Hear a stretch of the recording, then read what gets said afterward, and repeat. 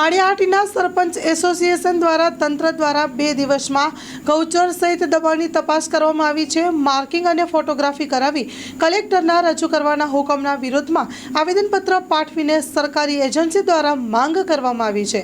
શું છે માંગ અને સમગ્ર વિગત આવો જોઈએ મા ન્યૂઝના માધ્યમથી। Story report by Pratap Sisodia. ગ્રામ પંચાયત કોઈ હિસાબે કંઈ કરી શકે એમ નથી। આ મોટો આક્રોશ સરપંચો અને ગામજનોમાં છે એટલે સરકારમાં વહેલામાં વહેલી તકે આ વસ્તુનો નિર્ણય લે અને સીધું સરપંચ ઉપરની નો નાખી દે અને અધિકારી થ્રુ કામ કરાવે તો ગ્રામ પંચાયતને આમાં કંઈ લેવા દેવા નથી। અને ગ્રામ પંચાયત એસોસિએશન આ બાબતનો સખત વિરોધ કરે છે અને જે વિકાસના કામોની અંદર જે અટાણે સરકાર દ્વારા જે ગાઈડલાઈન આપે છે ખરેખર ટાઈટ અનટાઈટની ગ્રાન્ટને ખરેખર આપણા સ્વચ્છતા કે પાણીની જે કંઈ યોજનાઓ ઘણી થઈ ગઈ છે એ આજે એ ગ્રાન્ટ એમને સરપંચોને ક્યાંય પણ વાપરી શકે એવી પરિસ્થિતિ ન હોય તો વહેલામાં વહેલી તકે સરકાર આ ગાઈડલાઇનમાં પણ ચેન્જ કરી આ કોઈ બિહાર કે યુપી કે મધ્યપ્રદેશ નથી, આ નરેન્દ્રભાઈનું જ ગુજરાત છે। અને આજ મારા ગામની વાત કરું તો 2.5 કરોડ રૂપિયાનું વાસ્મો યોજના હેઠળ કામ થઈ ગયું, 100% કનેક્શન થઈ ગયા છે।